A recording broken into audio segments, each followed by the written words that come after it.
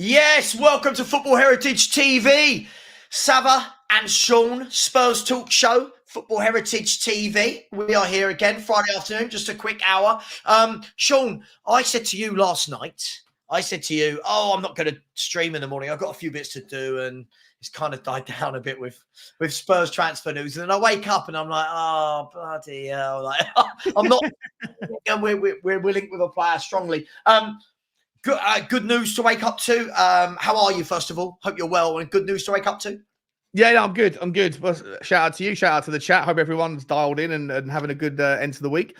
Yeah, mate, great news. Like, I've been a massive fan of this player ever since he first stumbled across my consciousness. I think I first did a video on him back in like October. Yeah. And I must have read somewhere some spurious link for us to go and get him or something. So, and every time I've looked into him, every time I looked at his videos, every time I've looked at his stats, I get more and more excited by the prospect of him coming to Tottenham. I think, look, you never know how 18-year-olds are going to be when they're 24, 25. Like, you know, things can happen. But in terms of prospects, he's one of the most exciting around Europe for sure. And, you know, I'd love him to come to Tottenham. We've been talking for the last for ages about the kind of the need for someone on the width who's got that fear factor, who gets you on the, you know, gets you out of your seat, who can sort of terrorize defenses. And look, you know, the jury's out whether he'll do it at the next level, like there always is that kind of question mark, because, you know, Belgium and, you know, isn't exactly the Premier League, and the Conference League isn't exactly the Champions League, etc. Yep. But in terms 18, of right? In terms of talent, what's that? Sorry. I said, but he's 18. He's 18. Exactly. You know, he's a bait. Oh God, that's a long time ago for us, Sean. Yeah, exactly. 100%. It's a long time ago. But yeah, he's really exciting, and if Tottenham can get this done, I'd be over the moon, even if it means loaning him back and not seeing him until the summer, etc. And even if that means coming at the cost of, you know, absorbing a lot of our budget that we would otherwise put to use for now.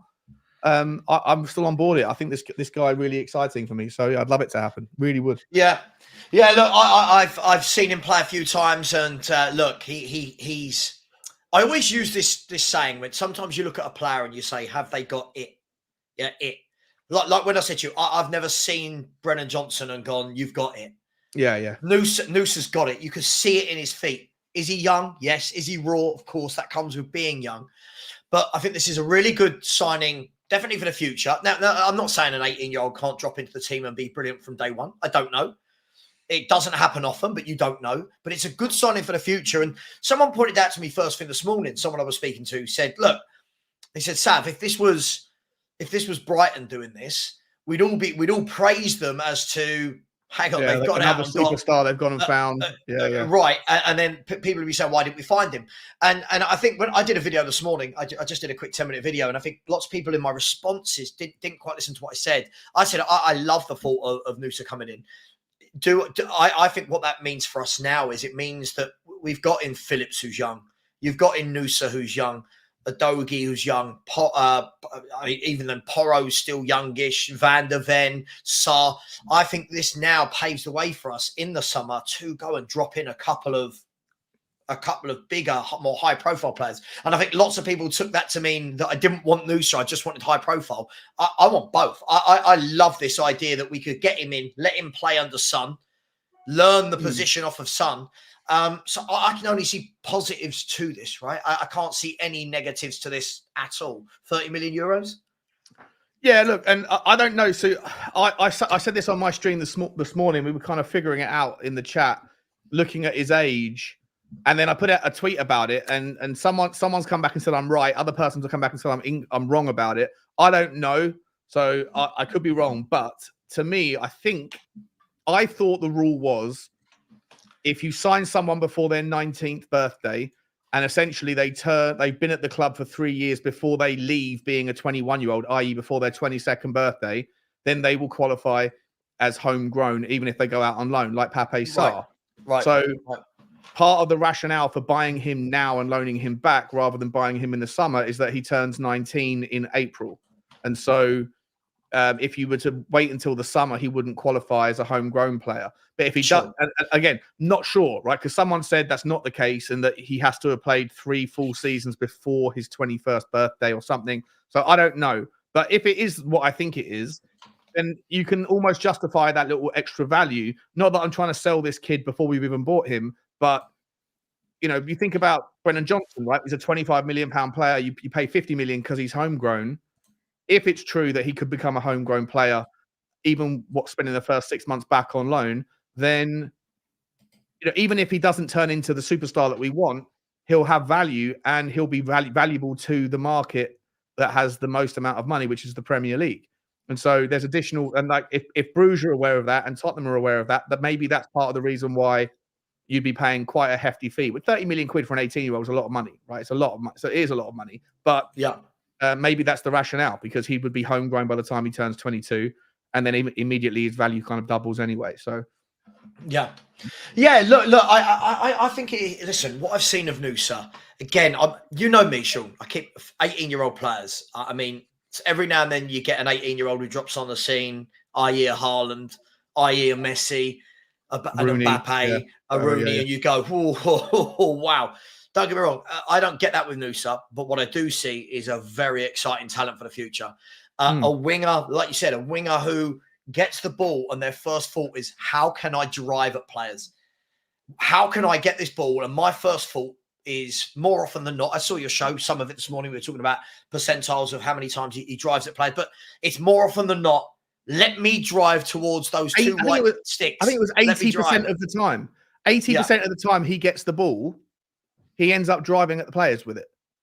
Like, I mean, that might be a little bit too much, but you could, like, the confidence that he has to want to drive. 80% of the times he touches the ball, he's driving the ball forward.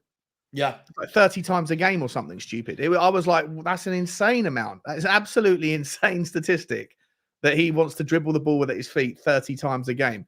I mean, yeah, look, I'd love it to happen, mate. I don't want to kind of get ahead of expectations, because there's a lot of people will come in and then you end up saying, allowing room for disappointment. But if it does happen, brilliant piece of business, hopefully.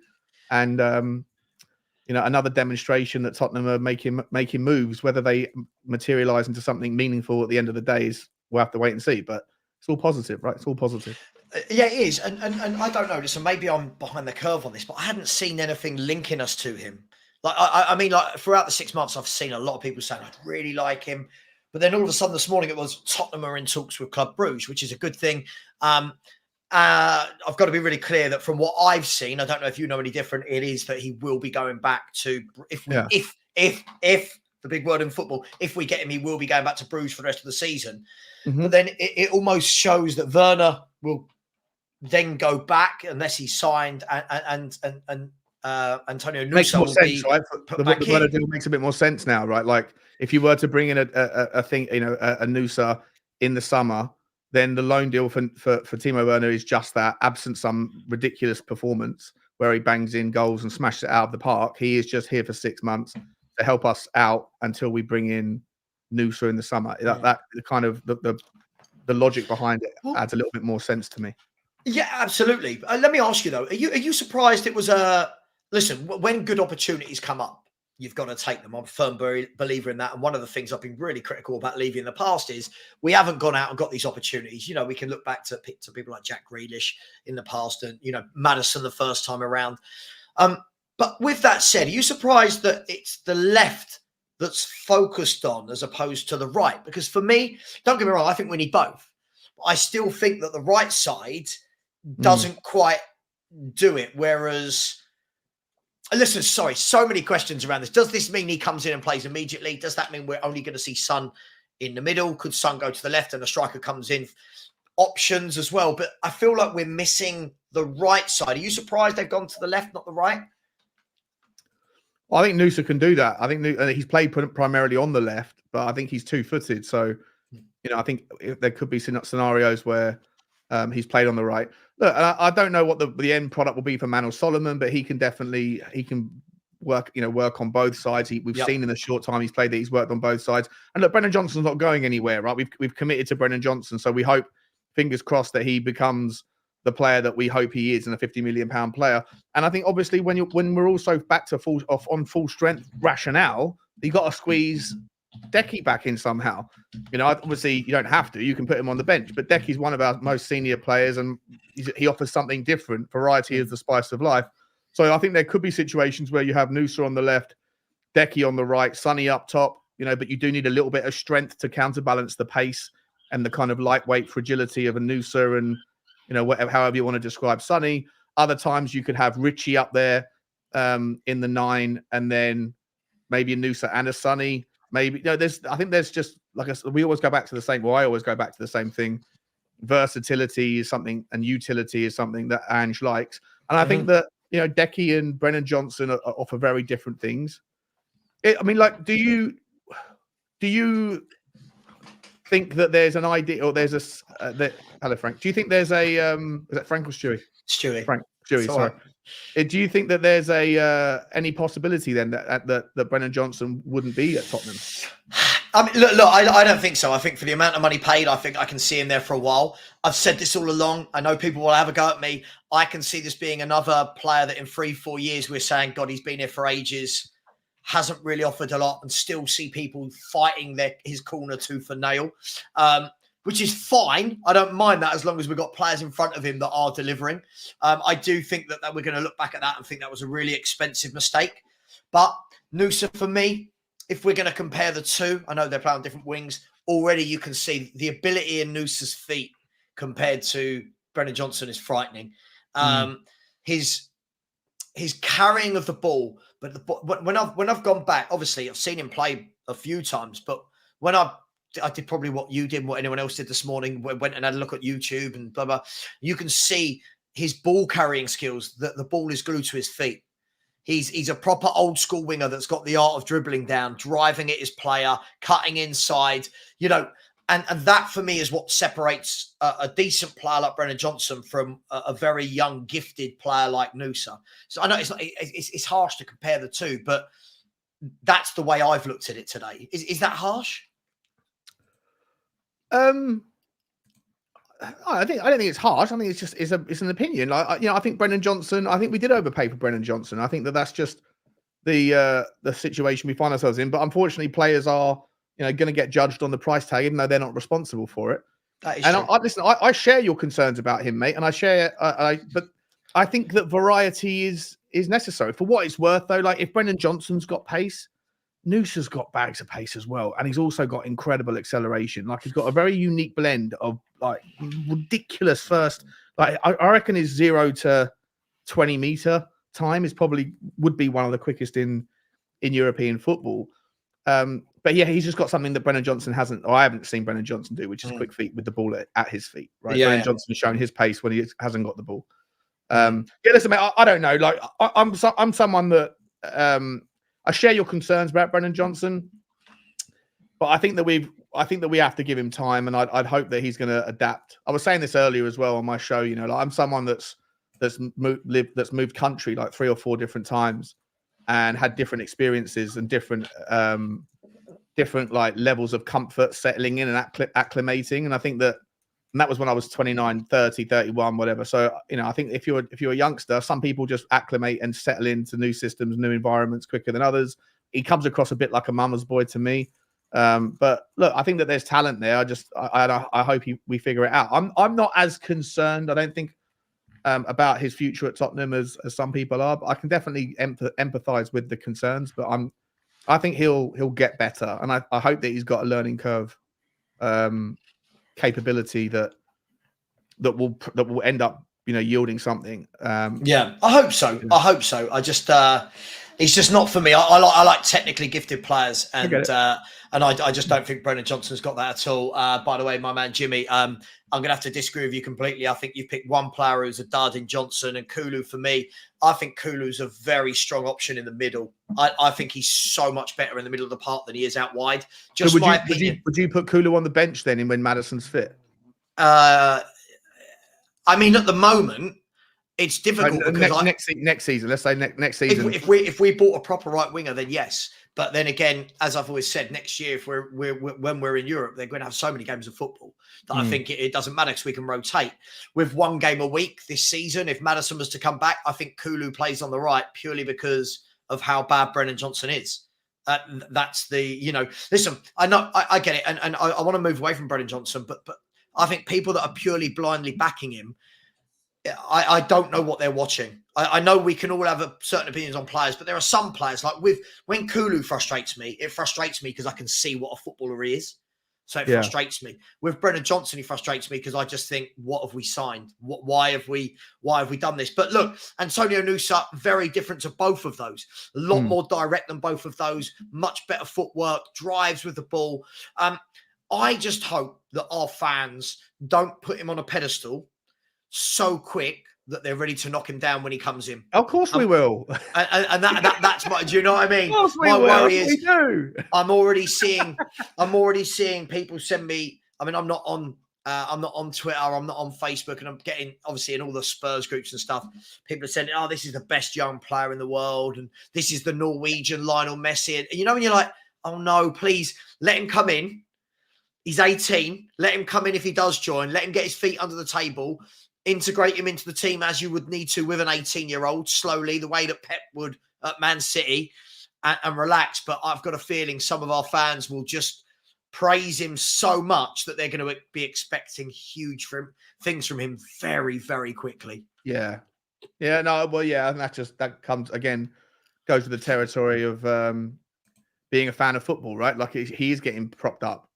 You know, and I'm not doing anything to slow that down because I think I'm so excited. I think the guy's brilliant. But yeah, look, when he comes in, you hope that people do give him all the patience. And look, he's 18, right? He'll be 19, I guess, if he arrives. But he, you know, again, how quick does someone like him take to acclimate into London? You know, will he have a buddy system? You know, all those things are important, right? Will he take his family with him? You got the other kid, Luka Vuskovic coming over in, I think in a year's time, right? He's going to be just 18 when he arrives here. And you'd hope that he's going to, we got all these. It goes with the territory, right? You spend a lot of money and you're signing a lot of these sort of wonder kids. There's so many things that can upset the process of them finding their feet. Yeah. And a lot of it's kind of outside of the control of scouts to be able to know. Like a scout can look at a bunch of stats, it can look at a load of videos, it can talk to the player, it can talk to the family, but you're still never going to know how you don't know what you don't know, right? And a player like Vuskovic or whatever, when he finally comes to London, it's going to be a whole new world for him. So there's no way even he can predict how he's going to feel when he gets here. You know? What I do think about these young players coming in, I think it's really good that they're coming in now because they're coming into a really settled, positive, vibrant dressing room. And I think that is really, really key for anyone of that age to come in. It doesn't matter what walk of life. If you start a new job, you don't want to go into a company where there's just been a round of redundancies and people have lost their mates and no one's making bonus and everyone's down in the dump. You don't want that, do you? You want to join a company where it's thriving, and that's the real positive for me. By the way, big up to my man Phil Coys, who has said it's too early to judge Johnson. Phil, I hate to break it to you, but Brennan Johnson has been a pro footballer for many years. It's not like we're only just seeing Brennan Johnson. This is exactly what he was like at Nottingham Forest, just very quick on the break. But hey, it is what it is. Moving away, because Antonio Nusa hasn't happened yet. So let's see. As far as I'm aware, there hasn't been anything else said of it since this morning. I've just checked. I can't see any of the reputable sources quickly saying how good. I don't know if Norway have got other players coming through in their defence or whatever, but are they worth having a cheeky punt on like the 2028 European Championships? They got Erling Haaland. They got that Oscar Bob. They got Odegaard. They got this guy Antonio Nusa. Yeah, all these. They got a load of youngsters that are pretty highly talented, right? If they would have a couple of decent centre backs coming through as well, it might be a cheeky tenner on them for the 28 Euros. What do you think? Yeah, I mean, look, I suppose I think your first comment was correct. Let's have a look and see what have they got coming through in midfield and at the back. I mean, you can have all the forwards you want. And they got that Shader up, or I don't know how you say his name. Really, really highly talented guy coming through as well on the right hand side. I think he is. Yeah, I don't know. I know they've got a lot coming through, but that they need to. They've gone through a little bit of a dip, haven't they? The old Norwegian team. And look, you can have Haaland, but you can't just have Haaland on his own and expect that means you're going to win every single game of football. So it is what it is. By the way, can we talk about if we're going to talk about numbers and stats and 82 likes? 82 likes after 20 minutes. Come on, guys. Smash that like button. This is our Friday evening that we're giving up here. Please smash that like button. Subscribe to Sean at Spurs Talk Show. And we haven't had a single subscriber during this show. So please do smash that button. The link is in the chat. But in some better news, we have had a new channel member. Stay Humble has become a YouTube member. So big up, Stay Humble. Really appreciate that. Thank you. I know you're always in the chat. So thank you very much. And we really appreciate your support. Look, it's interesting, isn't it? Because not only today have we had news, Ivan Perisic, who's still injured, by the way, he's still injured, has signed on. It's a strange one, this is the second player that's running out of contract that hasn't actually left, but they've left on loan and then they will go permanently when their contract actually ends. It's the same situation as Eric Dyer, right? Slightly different, though. I think Perisic has given up his wages and he's only charging. So I think we've got him off the books. He's sacrificed his wages at Tottenham and he's not even charging Hijack. I think he's charging Hijack split £1 or €1 a month or something for his salary. Yeah, as like a gesture to them. Like brilliant if that's true. Well, if he is, that's brilliant. And by the way, Rain Man, I'll tell you what, it's not ironic. The difference between Noosa and Brennan Johnson is 5 years in age. There's a huge difference between signing an 18-year-old kid and signing a 23-year-old or 22 going on 23 next month international footballer. Just saying. Yeah, look, Perisic, he's leaving Tottenham like a long line. And I'm going to read out a list to you. I sent this to you earlier, Sean, so this shouldn't come as any surprise to you. I can't complain as a fan. I don't know about you. If I had sat here this time last year, which we were talking this time last year on shows, and someone had said, in the next 12 months, Sanchez will be gone, Dyer will be gone, Lucas will be gone, Perisic will be gone, Lloris will be gone, Rhodon, essentially, he's on loan, but he's going to be gone. Tanganga, I think, will be gone. He's gone out on loan. Reggie, on loan. Ndombele on loan. Højbjerg and Hill and Sessegnon put question marks against. Winks to be gone. Spence to be gone. Amazing. I wouldn't have believed they would do all of that, seeing from our past. And I wouldn't have said I want to keep any single one of those players I've just mentioned. So hats off to the club, right? Credit where credit is due. It's been phenomenal how many they've got out in a year. Less than a year. Yeah, absolutely. So I think I know where you're going to go with it. Before you do, because I think that's a whole sort of massive conversation I want to participate in with you. Just to answer your direct question, the only player that I would have liked to have kept had he been fit was Perisic. Because I think Perisic in the first 6 games before he got injured, I think 5 games, whatever it was, I think he offered really good value. Not in terms of necessarily money, but in terms of like getting on the ball, driving at players, doing one of the few things that we ask of wingers to drive at players. And he uses that cadence of his step over so well to make it unpredictable when he's going to cut in or go to the byline. Shame he got injured. Brilliant that he's now gone. And if it's true that we've also saved his money, like he's sacrificed his money with us as well, then how much money is that we've saved, right? 200 grand a week for him, 80 for Eric Dyer, 100 for Hugo Lloris. That's 380. Harry Kane as well. What was he on? 250,000. So we've nearly saved 600 grand a week in selling 4 players or getting rid of 4 players in the last since September the 1st until now. Not including the loan players, not including other ones, but just Dyer, Kane, Lloris, and Perisic is about 600 grand a week. That's madness. And isn't a third of that going to Timo Werner? Yeah. I'm joking. I'm joking. Yeah, that is true, though. So that's even if you discount Timo Werner, that's about 20 million quid a year in wages just to get rid of dead wood. Yeah. Listen, absolutely. Listen, I think what they've done getting those players out. And you know what? I actually feel, I'll tell you why I feel happy, Sean, and this will be a bit of a I told you so. When I look at all the players that I've said for years need to leave this football club and all the arguments and debates I've had with people who have stuck up for these players, I look and think this is exactly who I would have got rid of. Like everyone that Postecoglou is getting rid of is like, yeah, I didn't want him either. Yep. Like I can't be unhappy about that. Credit where it's due. I cannot be unhappy about that. The only one I wanted to ask your opinion on quickly, so this is why I wanted to delay the next part because I know where you're going to go. Yeah. Before that, is Brian Hill. Just real quick, why did we loan him out without an option? For me, not that it makes any difference. If he comes back, that's fine. But I couldn't think of a rationale as to why we wouldn't have asked for it. We specifically didn't want to give Brentford an option. Oh, for Reggie. For Reggie, yeah, for Reguilon. And I'm trying to figure out what the rationale is. Brentford were looking for an option. They didn't want an obligation, but they wanted an option to buy, and we said no. We want him back in the summer, as far as I'm aware. So what's going on there?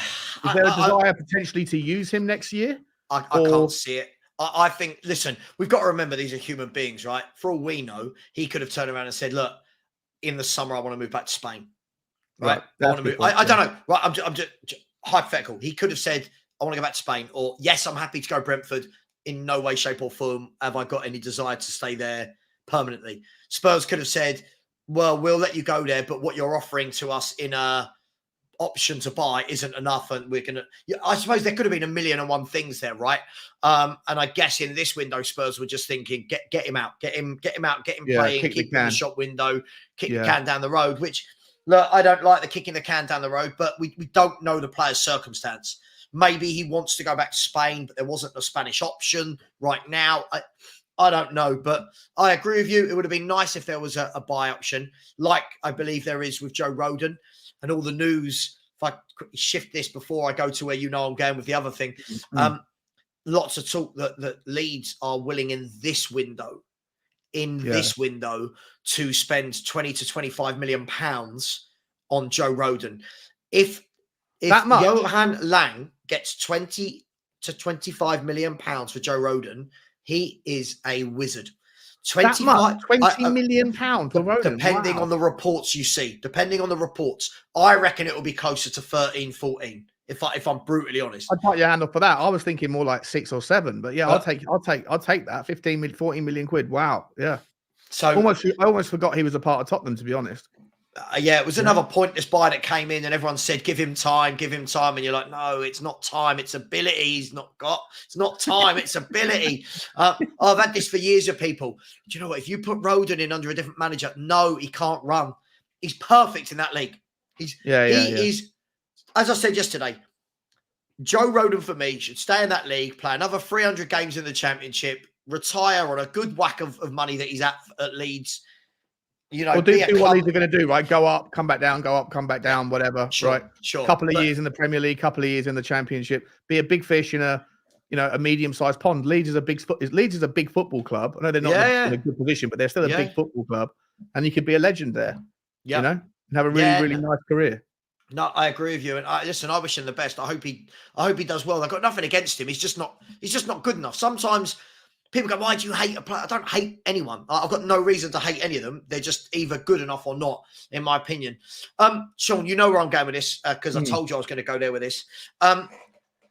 What we're doing is very, very Klopp-esque. Now, Jurgen Klopp's been at Liverpool since 2015, 2016. So he's been there a long time now. This whole club is his.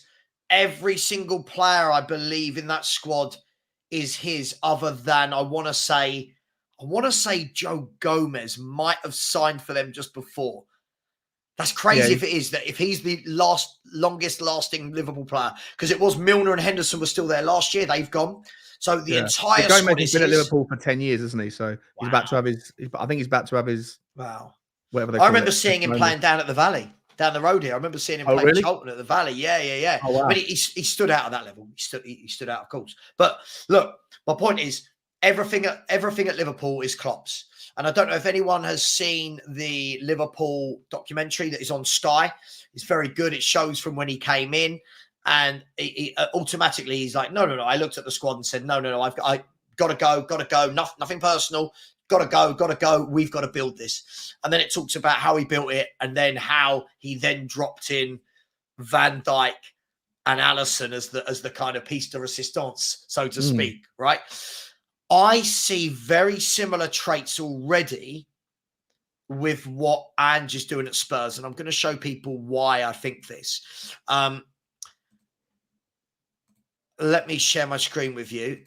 So this is, I knew that would, there we go. This is when he joined, right? So he joined in this season here, in the 15-16 season, okay?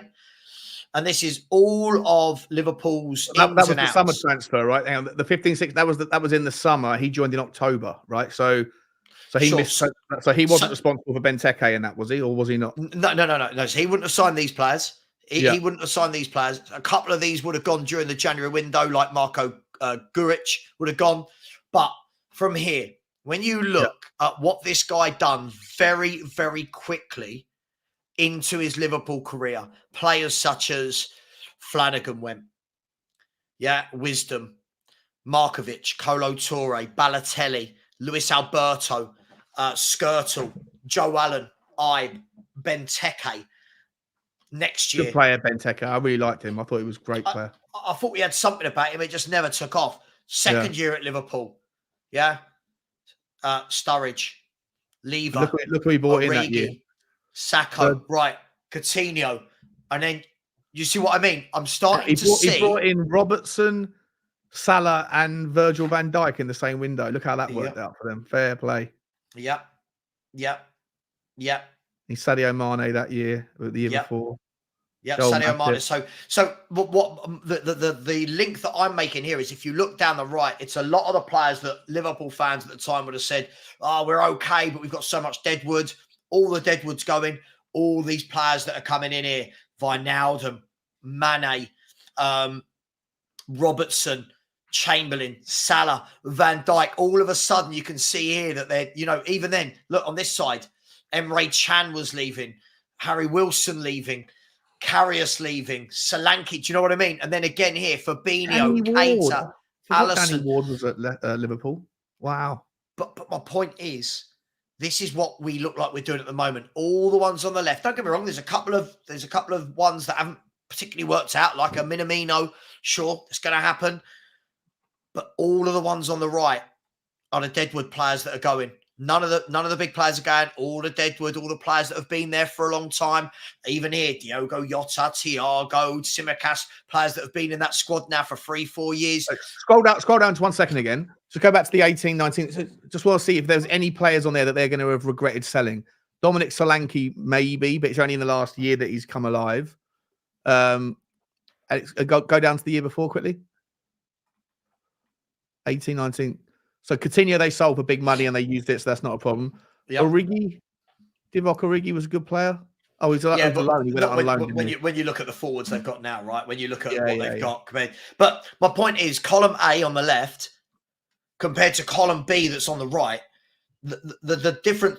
This is what I'm already seeing when you look at our signings. I just wanted to get your general thought on that, and whether or not am I trying to make 2 and 2 add 5, or am I? No, you're bang on. But here's the question for you, right? When you talk about them sprinkling that magic dust, that last two, the piece de resistance, like you said, it took for Liverpool to sell Coutinho at his peak, and obviously he didn't really kick on when he went over. Was it to Paris? I think he went. Didn't really, or Barcelona, wherever he went. He didn't really kick on, and then he came back, and whatever. But it took for them to gamble to sell Coutinho for 135 million euros, and then they used that money to buy Van Dijk and Alisson. The question for you is, if we're not replicating, but if we're rhyming here a little bit with Klopp, then at some point in the next year or two, because the Harry Kane money's probably largely gone now, do we have to sell another player in the Tottenham team at peak value and then reinvest it on two players? And if so, who is that player that we sell for peak value, whether they're coming up now, and whoever you say, you're going to get people in your chat that are going, "Oh no, Savva wants to sell." Right, yeah. Don't worry, I don't mind this conversation because I, Sean, you know, of all the Spurs fans, you know, I don't do emotional attachment to the players. Yeah. So, and I always use this example. I look at some of the bigger players in the team at the moment, and you have to say the Son, Romero. I'm looking at the older, more experienced players that haven't just joined and that would fetch fees, right? Son, yeah. Romero. How much do you reckon you could get for Son now? 100 million, purely because not normally for his age, but because of his marketing. Even to Saudi, and who would pay it? Who would pay 100 million? Saudi Arabia. I think there'd be some clubs in Europe that would pay that for him, if anything, for the marketing. Listen, the moment, I'm not saying he's a bad player, by the way, like you know, but for his ability as well. But the moment he goes to any club, whether that's going to be a team in La Liga or Italy, you open up to the whole Asian market, and Tottenham lose that market all of a sudden. Right? Of course. So my point is, when people are saying, listen, I don't want to get into which player, blah. I just think I'll use them as hypotheticals. If someone came in and said, right, Christian Romero, £100 million. Yeah. And Christian Romero goes, oh, actually, I quite fancy leaving. Hypotheticals before anyone else go at me. Of course, right? Yeah.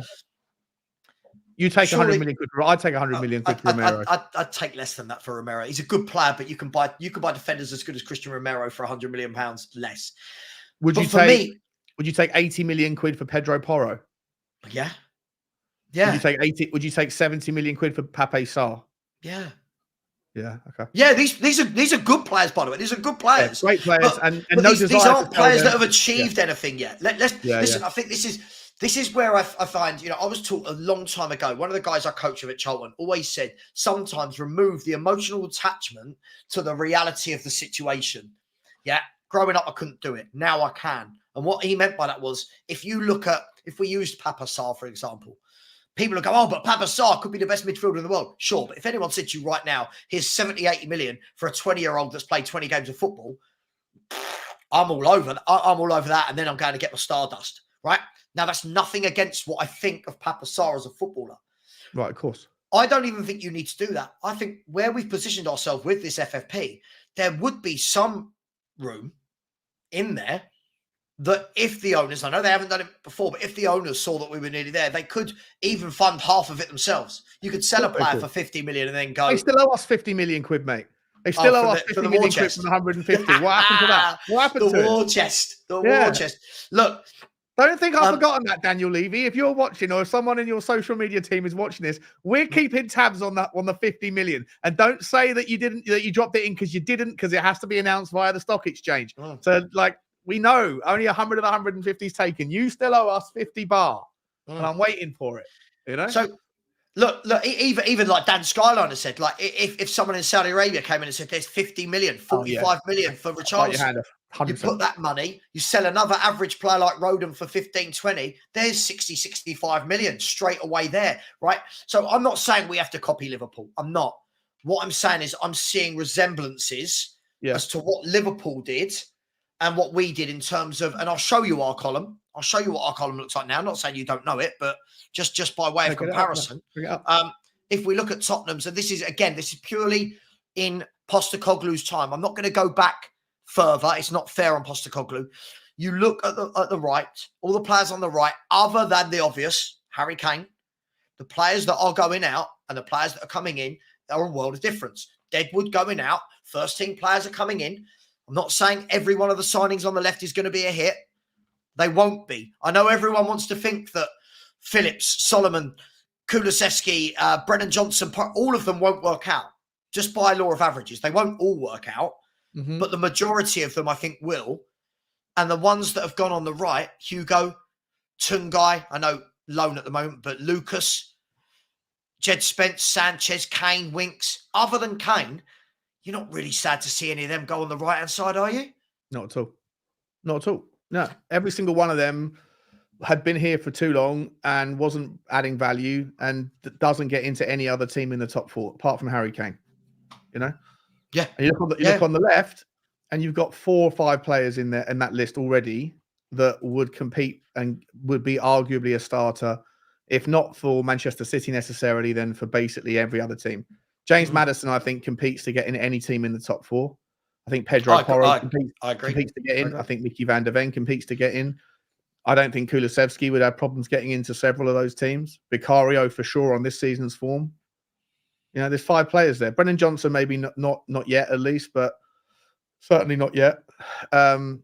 We don't know about Dragusin, too early to tell. Don't know about Veliz, don't know about Phillips, and probably Solomon no. But yeah, look, and it's a really good sign. But we're not there yet, right? We still got 3 or 4 more bits of business to do. I was saying this last night with talking with Ben and Sim and the boys from We Are Tottenham TV. If you were to get a left back, let me sort of pitch this to you, right? But between now and the summer, Anthony Robinson, 20 million quid, right, as a backup left back. Antonio Nusa, to say 25, keep it in pounds, 25 million quid, so 45 million. Santiago Jimenez, 50 to 60 million quid. So we'll call it 100 million quid for 3 players. And either a right winger or a 6, maybe add another right winger in next. I know you don't like Brennan Johnson, and a 6 or an 8 to come in and compete that costs 30, 40 million, like a Edison, or obviously Conor Gallagher looks like it's done now. 150 million quid spent, 160 million quid spent. And if you sell Joe Rhodon, if you sell Brian Hill, if you sell a Højbjerg, you could probably raise, and maybe sell a Lo Celso, you could probably raise 60, 70 million quid. So really, for £100 million net spend, are Tottenham then capable with enough depth to be able to go on a title run next year? I mean, look, never say never. Never say never. I think the one thing that the reason why I hesitate about next year, in theory, everything you're saying works. The reason I hesitate for next year is it will be for a lot of these players, it will be playing twice a week. It will, you know, we've seen it with Newcastle. We've seen it with Brighton. The difference it makes when you play twice a week. Now, obviously, that's then down to Postecoglou to be able to rotate that as well.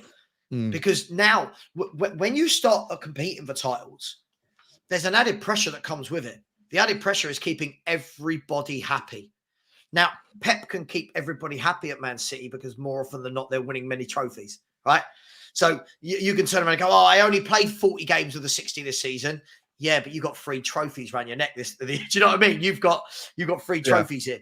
We can't do that at the moment. So I'm not saying we can't at all. I just don't ever think it's as black and white. When people just go, drop him in, we've won the league. Look, you're still going to have City to compete against. Liverpool. Or maybe not in October. Right? Yeah, of course. But, you know, all of that aside, you're still going to have City and Liverpool to compete against. What do Villa do? I don't know. I don't know what their owners are planning. Like I'm not a Villa fan, right? Looks like Villa have to sell. So maybe they do. What do Arsenal do? What do Chelsea and United do? I don't know. But what I do know is that what the scenario you've just named there, you've now given a manager a lot more depth to say 3 or 4 players away. Like with 3 or 4 players away, right? You need if you get rid of Højbjerg and Lo Celso and Skip, and you bring in 2 midfielders, or even maybe just one really great midfielder plus a youngster, like one of these, you know, Adam Whartons or whoever, right? Hayden Hackney, someone else to kind of pivot in there. But you definitely need a left back. For me, I think you need a left back who can compete. Because I do worry about Destiny Udogie's frame. I know he hasn't really, touch wood, he hasn't had any injuries yet, but I think he looks and feels a lot like Reece James to me. And I think if you're asking a fullback to run 100-meter sprints like we do, and he's built the way he is, then that stuff takes its toll, right? So I do worry about Destiny Udogie's, his future potential concerns with that regard. So I think you definitely need a competitive left back to come in. People in the chat are saying 50 million quid for Anthony Robinson. Maybe I'm massively undervaluing him at 25. I didn't realize he was valued at 50 million. That's crazy. But then do you think we need another centre back, or do you think we should be good there with Ash Phillips and the guys that are coming through? No, I think if you go into Europe next year, especially if you want to go into the Champions League, you need another centre half. This is the thing. I know very much Tottenham fans, it's kind of been ingrained into us for years that we talk about an 11. We really do. If you've noticed, everyone goes, oh, but if we had this player fit and this player fit throughout the season, we'd be top, which is great. It's a great theory, but that's not how football works.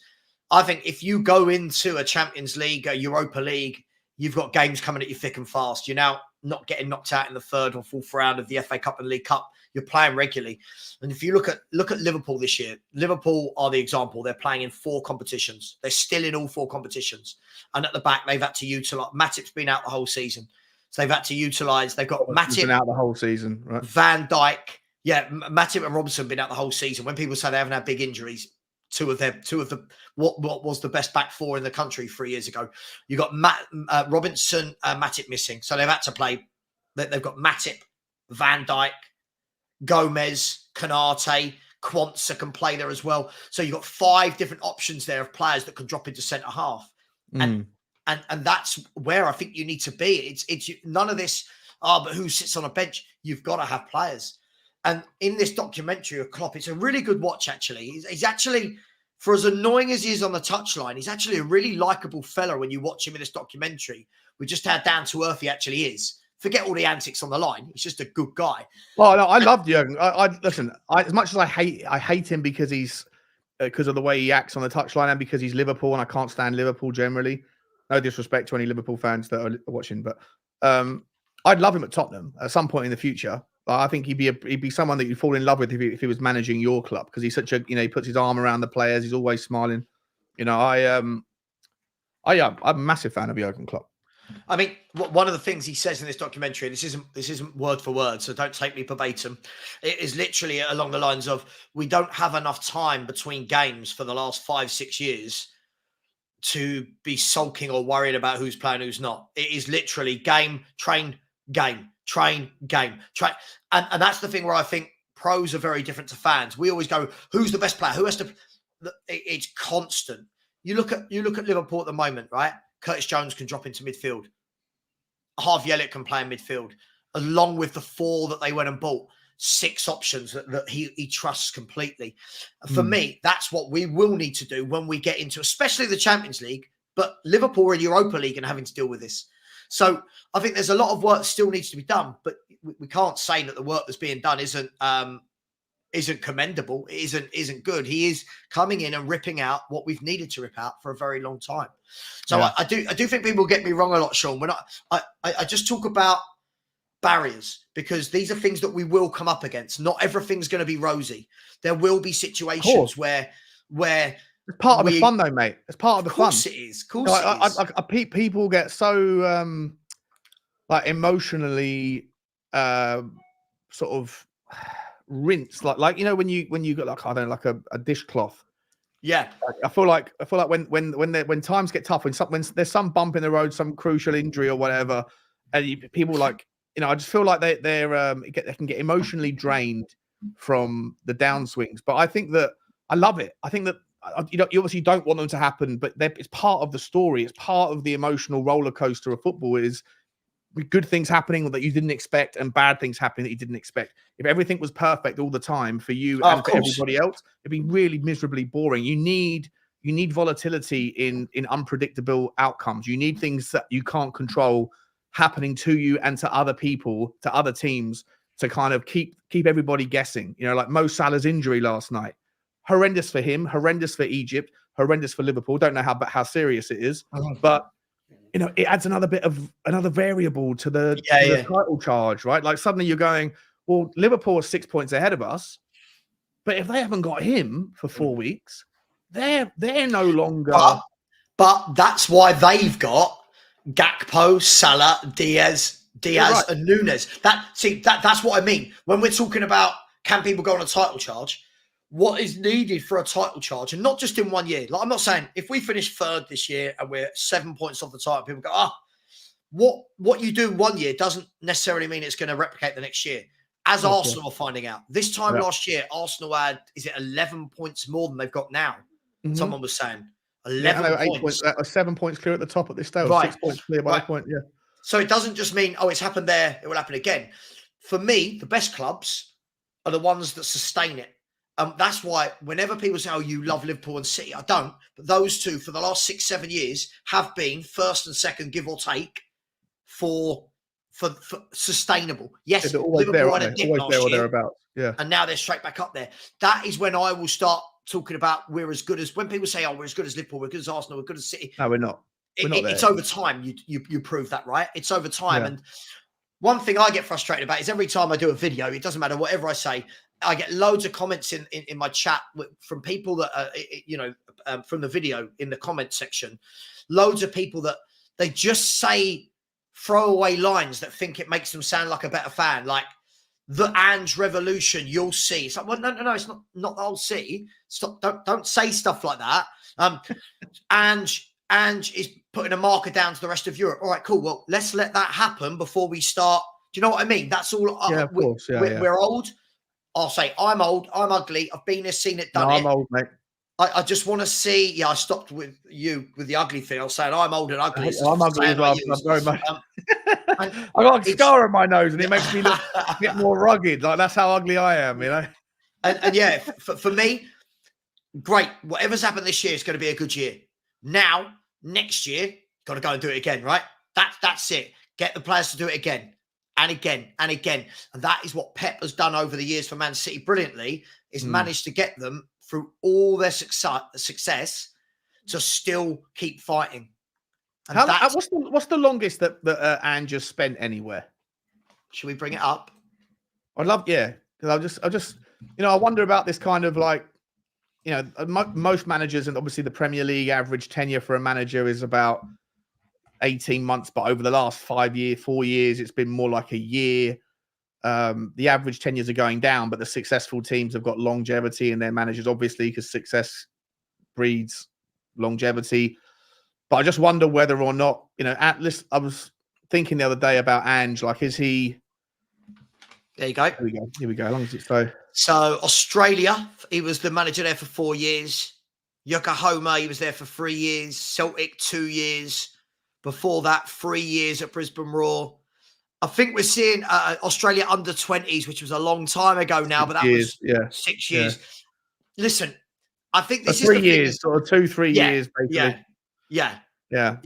I wonder whether or not, is he at Tottenham for the long time? Is his, not that I'm in any way, shape or form, inviting a conversation around him leaving. I'm just wondering whether because or I'll not... get clips and I'll get in trouble if you do that. Everyone goes, do you see Savva Sean? Savva wants Ange out. Oh God, yeah. I know. I just wonder whether or not, his ideas, like, do you need, in order to keep your team's energy up? Yeah. You either, as a manager, if you're going to keep your players around for a long time, then you've got to refresh your own ideas so that they don't become stale, or you have to have a frequent turnover of players so that to the players the same consistent managerial techniques remain fresh. You can't have the same managerial techniques being taught to the same players for too long a period of time, otherwise they get a little bit boring, right? So I just wonder, if Ange is always going to play the same way, if he doesn't have a plan B, then are we going to need to have a consistent turnover of players every 3 years in order to make sure that this style of football doesn't get boring to the players that are learning it? Does that make sense? Yeah, look, absolutely. By the way, just before I give my answer on that, there's only 150 likes and 400 of you in here. I mean, come on, guys. We're getting I don't know about other shows, but we're getting a bit tight on here on the likes, and not one subscriber throughout the entire show. It's free. It's free. Please smash the like. Please subscribe. Subscribe to Sean at Spurs Talk Show as well.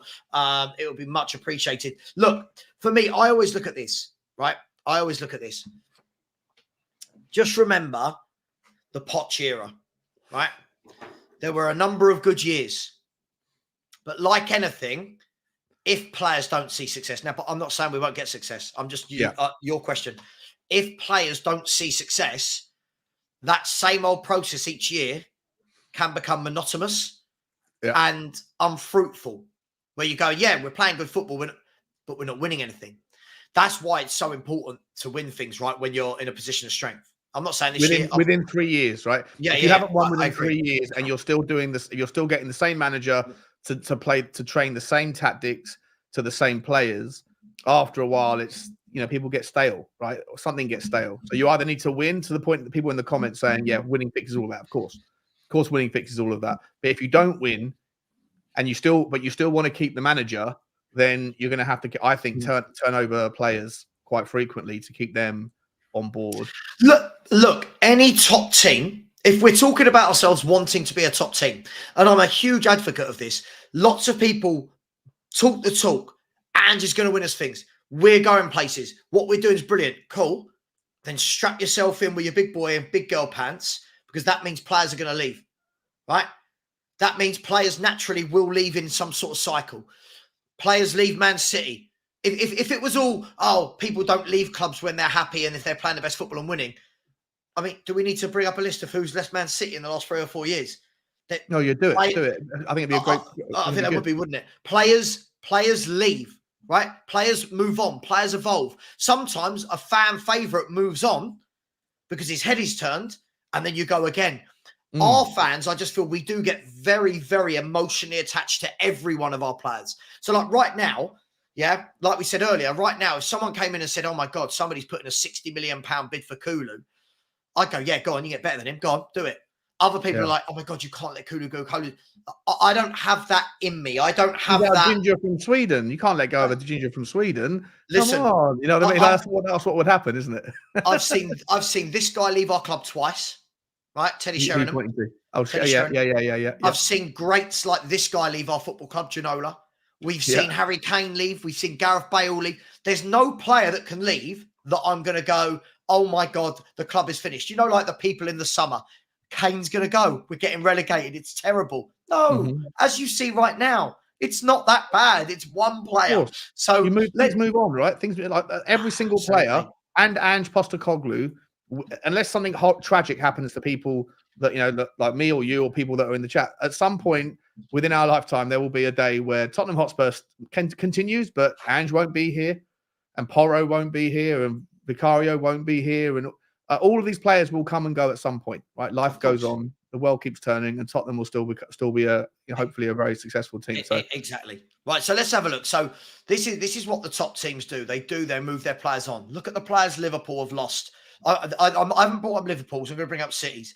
But Liverpool in the last 2-3 years have lost James Milner, Gigi Wijnaldum, Jordan Henderson, Fabinho, Sadio Mane. Right? They've lost players. They will lose play, and Mo Salah might be going. Mo Salah might be going in the summer. Right. And you go again. You go again, and that's where it's your club to deal with that and sort out. So this is Man City's. Man City. So we'll look at their last. So we'll look at this year. So already this year you can see here. Can you see that? Is that big enough? Yeah, like Mahrez. Yeah, we have Mahrez. Already. Palmer, Mahrez, Laporte, Gundogan. Right. Look at those four players. Right? Yeah. You would walk. All four of those walk into our 11, right?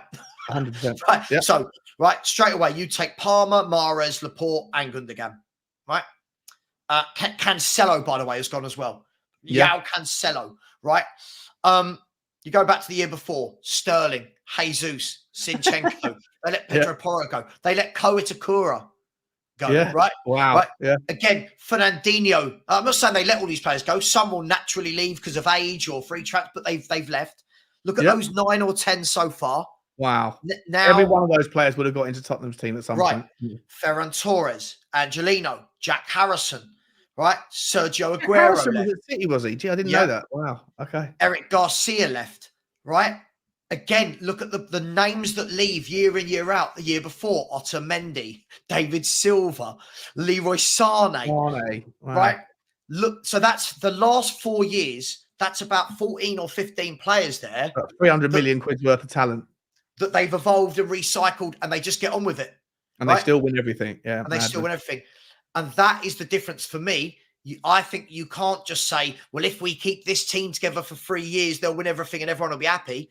Naturally, I think players are going to have their head turned. A doggy, right? If a doggy keeps doing what he's doing at left back, with the lack of, I'll be honest, I think there's such a lack of quality in world football. There's going to be a big bid coming in for him at some point. Right. And don't expect that if that big bid comes in from a Real Madrid, as much as people go, yeah, but it's Ange and Tottenham. If Real Madrid, for example, came in and went 70 million, blah, blah, blah, he's going to go, hang on, I want to go, right? Want to go and play Real Madrid, yeah. I'm prepared. You know what's interesting, though, is that whilst we're advocating for Tottenham fans to distance yourself from the emotional attachment and get on board with it. The world keeps turning. Daniel Levy acts a bit like a fan, in as much as he doesn't want to let players go unless they're like their heads turned and they force the issue. He didn't want to let go of Luka Modric. He didn't want to let go of Gareth Bale. He didn't want to let go of Dimitar Berbatov. He didn't want to let go of Michael Carrick. He didn't want to let go of Harry Kane. Like, all of our 5 best players that we've sold, those players have all had to really manufacture the moves in order to get away from Tottenham. And Daniel Levy hasn't made it easy, So I wonder what will happen if Tottenham do receive a bid of 70 million quid for a Destiny Udogie or a Pape Sarr.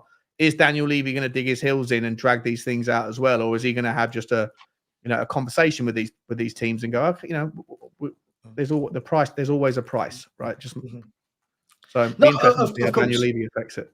Of course, and John, by the way, I'm only going to go for another 5 minutes or so. I want to let Sean have his Friday night, and I'm going to have a few beers tonight, I think. John has said, I see your point, Savva. Man City couldn't have done what they are doing now without breaking the rules. Listen, I'm not going to get into a breaking rules conversation. We don't know the ins and outs of it. I'm sure there's a lot going on with this that will come out, but I don't think it's just as easy to say they wouldn't have been able to do all of this without breaking the rules. Listen, we'll see. We'll see. Liverpool do it, though. Chelsea did it for years and years. This isn't just Man City, Sean. Man United, the Man United team when we were growing up, that were winning everything for decades. Every year you got Yap Stam's left. They've sold David Beckham. Veron's gone. Keane's gone. Players leave. Now, anybody in the chat, no one's trying to sell our players. I think you completely missed the point of our conversation here. The point of the conversation is joking, surely. Or maybe he's locked up late. I never know on YouTube. The better your players are, clubs will come in from. That's natural, right? The better your players are, clubs will come in for them. That is going to be interesting to see. That's where the pressure is on Postecoglou to win. Not now, not this year. Not this year, but from next year, the pressure is going to be on. Because if you're not winning, players will look around. Berbatov did, Bale did, Kane, all these years, so close, had enough, need to go and win. So yeah, it's Daniel Harris. Yeah, Savva, stop influencing Levy to sell our players. Sorry, mate. Yeah, he does. We have a nightly Zoom call, me and Daniel Levy, and I tell him who he should buy and who he should sell. But I just don't think a lot of our fan base are ready. Will be ready for that. I don't think they'll be ready for that. I'm just saying. Just me. Yeah, no, but I think Postecoglou seems like someone who kind of just goes, all right, it's another punch. I agree. He seems like he's okay to roll with it. Every time you hear him talking in press conferences, he's like, just another thing, another problem we've got to deal with, right? We'll just add it to the long line of other problems we've had to deal with. We'll figure it out. He's quite like, not open-minded, just accepting of those sorts of things. It's quite a mature approach, right? Rather than kind of resenting the issues that come your way. Maybe he does, when he's at home and has a glass of wine with his wife, maybe he talks about it more of like, oh, I can't believe another thing has come up. Yeah. At least in front of the camera, it's just like, it is what it is. You just gotta handle it. So yeah. I like it. Yeah. Oh, Joe. This is dad jokes 101. This, how much is your doggy in the window? Oh, wow. 10 out of 10 for trying, Joe. Love that. Listen, Sean, I'm going to let you go. I'm not going to kind of beat this to death. Enjoy these conversations, mate. What's the name of this show? The name of this show, the Spurs Friday Throwdown. This is the Friday Throwdown. I still haven't figured out the name of the one of Thursday night. Yeah, you've got to sort your one out. Listen, Sean, thanks so much. Guys and girls, I'm going to let everybody go. And I've redirected you to Alan. So if any of you want to go and watch Alan, you will be redirected there. Please do like and subscribe on your way out. We've had a few likes today. Been really tight from you lot. No subscribers. Other than that, I thoroughly enjoyed talking with you as always, Sean. Cheers, mate. And everyone knows where they can find you. Enjoy your beers, buddy. Enjoy your beers. I've got 12 more days until I'm out of my prison for no alcohol. So 12 more days, counting them down. But yeah, I'm jealous. Enjoy them. Yeah, listen, just a couple of neck oils, couple of cheeky neck oils for me. By the way, everybody, big up. No games for us this weekend. There are games that will obviously have something to do with us. Liverpool playing this weekend. Arsenal playing this weekend. So we'll keep an eye on those. Everybody, have a great night. Enjoy your weekends. Be safe, whatever you do. Have fun. And just remember, please, it is only football. Take care, everyone. And as always, come on, you Spurs.